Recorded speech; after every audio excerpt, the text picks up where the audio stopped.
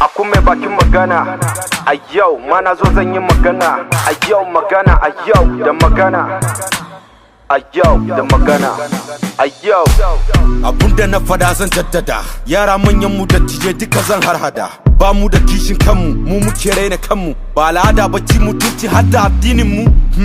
Allah ya yi sana, don abin ya cutar da zuciyana. An samu ciwon da ya fiya taba dukiyana. Yana da kyau mu saya mu dina ka kwana, mu fito kanmu da kwarkwatanmu, mu yi magana ta yadda dole za a ji mu.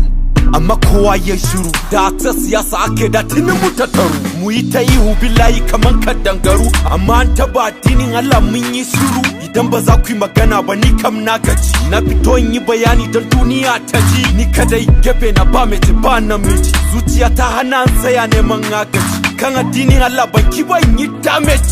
Gargadi ku yi addinin ku bi namu, akan me kuma kuke sace yaran mu? Ko so kuke hankali ya tashi, ko kuma so kuke wani ya rasa ran shi? Fada dauna fada abu ne da ban haushi. Musulmin kwarai dole a yau ya nuna kishi. Za a zauna lafiya inda yayan su ne, ko kuma suna tunanin cewa muna tsoron su ne? Ko da yake laifin manyan yankin mu ne, naka shi ke ba da kai wannan zancen haka ne. Banda haka ganin kuda za a yi mana haka ne. Akun mai bakin magana a yau, mana zo na yi magana a yau, magana a yau ne magana.